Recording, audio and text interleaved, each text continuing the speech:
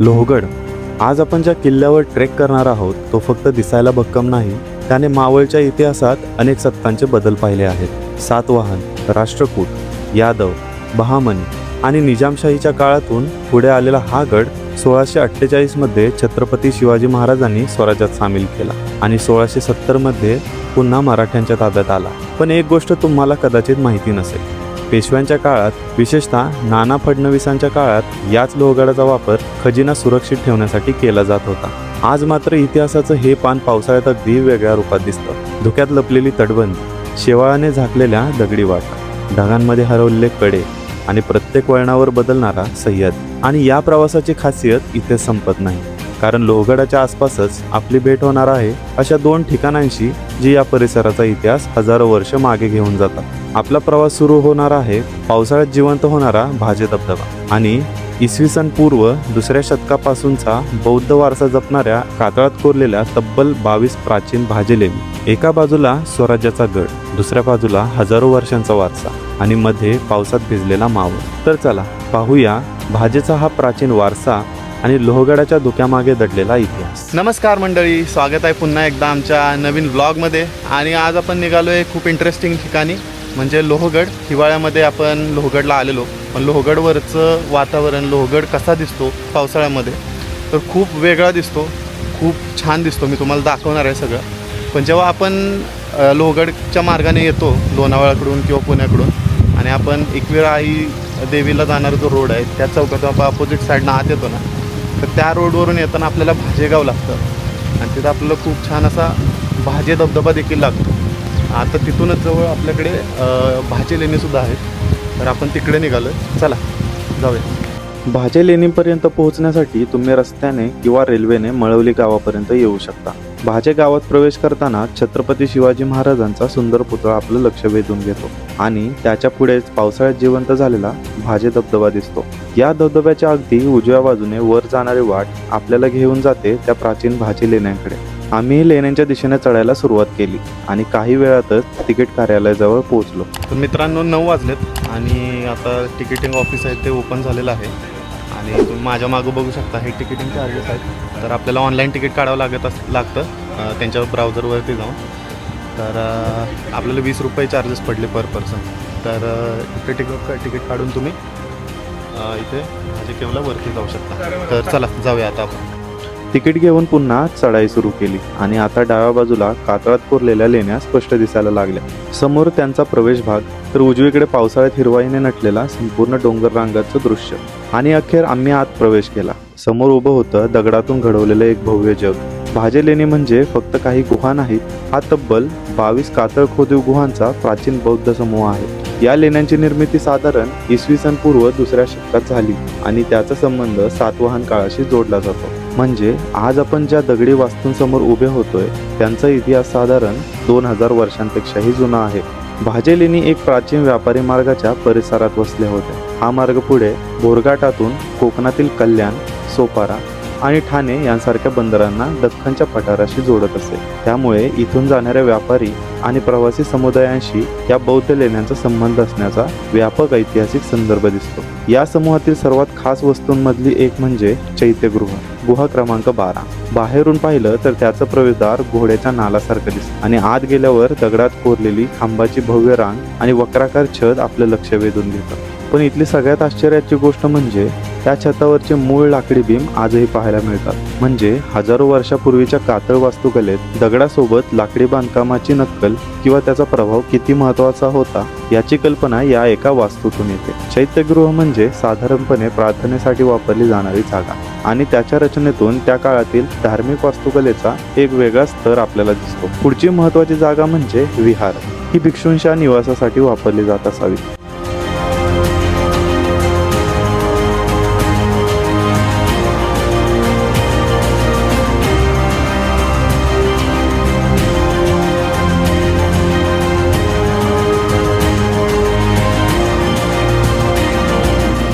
लेण्यांचा दक्षिणेला आणखी एक अत्यंत महत्त्वाचा भाग आहे, 14 स्तूपांचा समूह. हे स्तूप इथे देहावसान झालेल्या ज्येष्ठ भिक्षूंच्या स्मृतींशी जोडलेले आहेत आणि हीच गोष्ट भाजे लेण्यांना आणखी खास बनवते. इथे फक्त दगड नाहीत, तर त्या दगडांमध्ये जवळपास 2000 वर्षापूर्वींचं धार्मिक जीवन, वास्तुशास्त्र, कला, संगीत आणि मानवी इतिहास जिवंत आहे. आज आपण पावसाळ्यात या लेण्याकडे पाहतो, म्हणून आसपासची हिरवाई आणि धुकं या सगळ्याला एक वेगळाच रंग देत होतं. पण कल्पना करा, आजपासून 2000 वर्षापूर्वी याच कातळात भिक्षू राहत असतील, प्रवासी या प्राचीन मार्गाने जात असतील आणि या चैत्यगृहात प्रार्थना होत असेल. इतक्या शतकानंतरही हा वारसा आपल्या समोर उभा आहे. आणि म्हणूनच भाजे लेणी म्हणजे फक्त एक टुरिस्ट स्पॉट नाही, तो आपल्या प्राचीन दख्खनच्या इतिहासाचा जिवंत दस्तऐवज आहे. तर अशा प्रकारे आपण भाजे लेणी संपूर्ण बघितले आहेत. खूप छान आहे, तिथे येणं खूप वर्थ आहे. आणि आता आपण 9 वाजून गेलेत, तर लोहगड 9 वाजता उघडतो. तर आपण निघाले लोहगडवरती. तर चला जाऊया.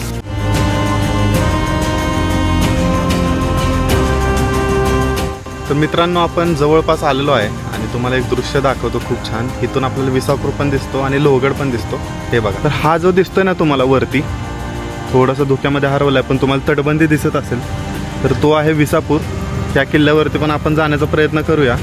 आणि इथूनच बघा मधून रोड जातो आणि उजव्या बाजूला दिसतोय तो तुम्हाला आहे लोहगड. तर लोहगडला जाण्यासाठी पुढे जाऊन आपल्याला बेसपासून वरती ट्रेक करावा लागतो. तर चला जाऊया. बघितला ना तुम्ही, खूप छान सुंदर दृश्य आहे आणि वरती धुकंच धुकं आहे. चला वरून दाखवतो.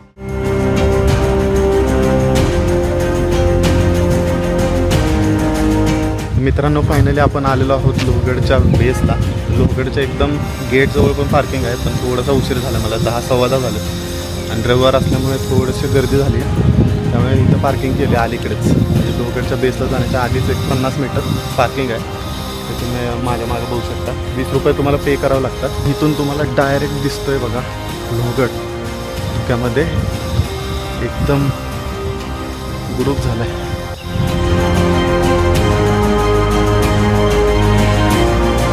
तर मित्रांनो, किल्ल्याच्या खालीच भरपूर हॉटेल आहेत, तर तुम्ही वरती जाण्याआधी इथं नाश्ता वगैरे करू शकता.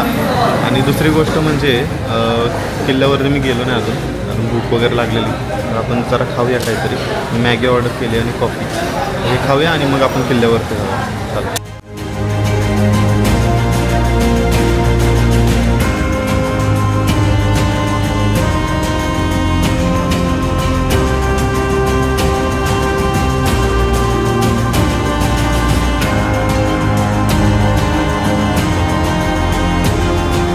तर आपण तिकीट काढलं आहे, 25 रुपये तिकीट आहे. आणि एक गोष्ट म्हणजे इथं देखील नेटवर्क खूप कमी आहे आणि ऑनलाईन वेबसाईटवरूनच तुम्हाला तिकीट काढावं लागतं. तर तुम्ही कॅश ठेवा सोबत इथं, म्हणजे तुम्हाला तिकीट काढण्यासाठी काही प्रॉब्लेम नाही येणार. तिकीट काढून गडाची चढाई सुरू केली आणि अगदी सुरुवातीच्या काही पायऱ्या चढताच समोर दिसू लागले लोहगडाचे भक्कम बुरुज. खालून पाहिलं तर हे बुरुज अक्षरशः आकाशाला भिडल्यासारखे वाटत होते. लोहगडाची ओळखच त्याच्या भक्कम तटबंदी, बुरुज आणि लष्करी बांधणीमुळे झाली. तब्बल 1033 मीटर उंचीवरचा हा किल्ला शत्रूच्या हल्ल्यापासून सुरक्षित राहण्यासाठी आणि मानवनिर्मित तटबंदी यांचा एकत्रित वापर करणाऱ्या दुर्गरचनेचं उत्तम उदाहरण आहे. थोडं वर गेल्यावर पहिल्या व्ह्यू पॉईंट जवळ पोहोचतो. डावीकडे पसरलेला पवना जलाशय, तर उजवीकडे उंचावर दिसणारा विसापूर किल्ला.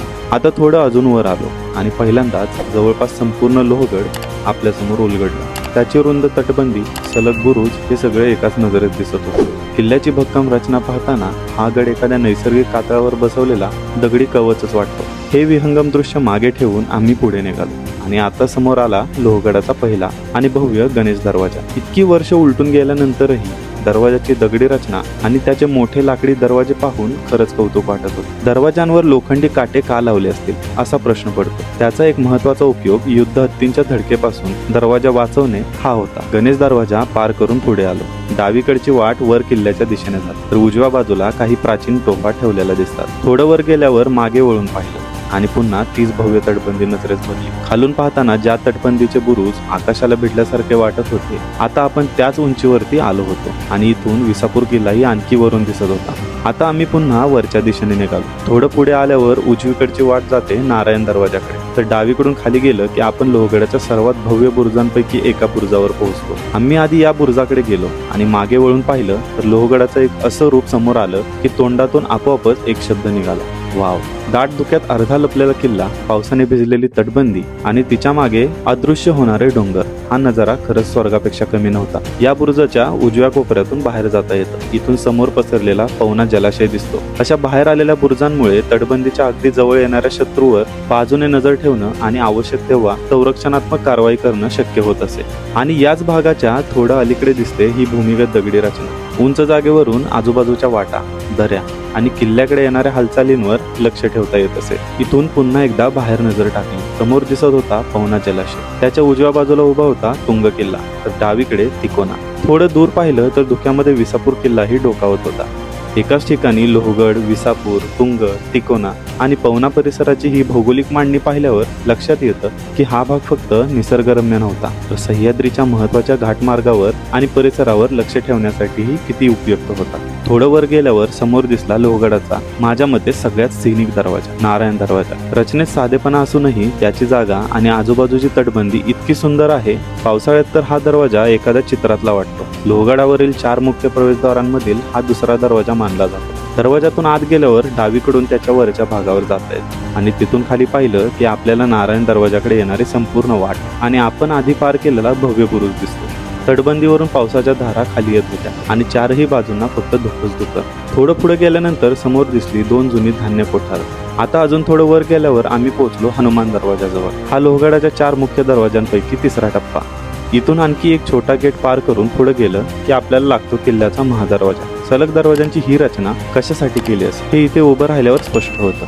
आक्रमण करणाऱ्या सैन्याला एकाच वेळी सरळ आत घुसता येऊ नये आणि हा शेवटचा छोटा प्रवेश मार्ग पार करताच अखेर आम्ही लोहगडाच्या माथ्यावर पोहोचलो. माथ्यावर पोहोचताच डावीकडे दिसला मकबरा, तर उजवीकडे जुन्या वाड्यांचे अवशेष. अगदी टोकाला जाऊन पाहिलं तर धुक्यात हरवलेली तटबंदी, दूरवर विसापूर किल्ला आणि खाली पायथ्याशी असलेलं गाव दिसत होती. मकबऱ्याच्या उजव्या बाजूला पुढे गेल्यावर दिसले सदरचे अवशेष. अशा जागा किल्ल्यावरील प्रशासकीय किंवा सभा संबंधित वापरासाठी असत. जवळच 2 छोट्या जुन्या तोफाही ठेवलेल्या दिसल्या, ज्या आपल्याला आठवण करून देतात की हा परिसर कधी काळी फक्त राहण्याची जागा नव्हता, तर सक्रिय लष्करी तळ होता. तिथून पुढं थोडं वर गेल्यावर उजव्या बाजूला दिसली महादेवाची आणि हनुमानाची मंदिरं. गडावरच्या लष्करी वास्तूंबरोबरच अशी मंदिरही किल्ल्यावरील दैनंदिन जीवनाचा भाग होती. महादेव मंदिराच्या उजव्या बाजूला आहे त्र्यंबक तलाव. लोहगड सारख्या उंच किल्ल्यावर पाण्याची व्यवस्था हा केवळ सोयीचा विषय नव्हता, तो संपूर्ण किल्ल्याच्या अस्तित्वाचा प्रश्न होता. त्र्यंबक तलावावरून आम्ही डावीकडे वळलो आणि निघालो 16 कोणी तलावाच्या दिशेने. तिथे पोहोचलो तेव्हा संपूर्ण तलाव धुक्याच्या मागे लपला होता, पण काही वेळातच धुकं बाजूला झालं आणि समोर उघड झाला हा प्रचंड मोठा जलसाठा. हा इतका मोठा दिसत होता की पूर्ण तलाव एका फ्रेम मध्ये कॅप्चर करणं सुद्धा अवघड वाटत होतं.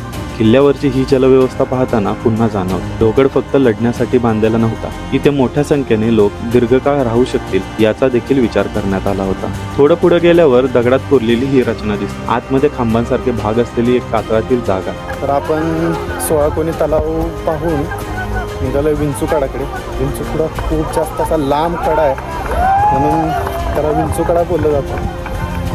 त्याला पण चालायचं खूप चालू आपण हवा.